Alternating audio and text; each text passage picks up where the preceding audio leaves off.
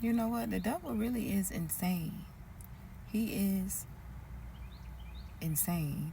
Like, so you really had it in your plans for my life, devil, to keep me in so many different varied levels of bondage.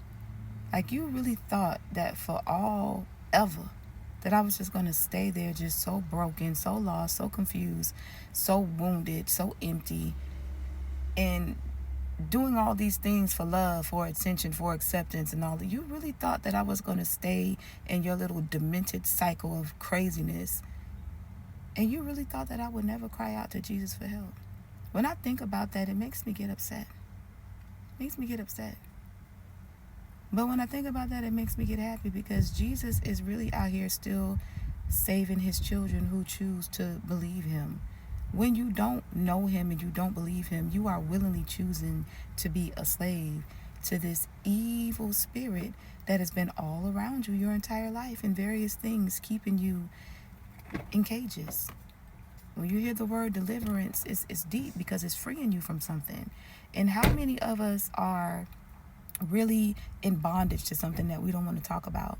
How many of us are in bondage in our own minds because we keep rehearsing the horrible things that people have done to us or have happened to us or said to us, and that is shaping out your experience in this life because you still keep hearing, that family member or that peer in school, telling you that you're never going to be anything. And every time you try to move forward in life, you're just reminded that you're never going to be anything. So you're trying to overcompensate from those thoughts. That's crazy. That's spiritual. That's bondage.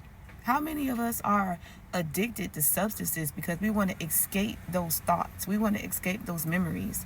Some of us have encountered horrible things, and we all have encountered the same things that we don't like to talk about. But how many of us are trying to escape what is in your mind? How many of us are trying to escape the things that you feel? Sometimes some of us can have thoughts and feel sensations of those thoughts. You can have a thought and feel pain in your body. You can have a memory and your mind is going this way, that way, this way, and you remember those things, and it keeps you in a cycle of feeling so fearful or trying to, be someone that you're not because you're trying to escape that reality. So many people are in bondage and they don't know that they need a savior.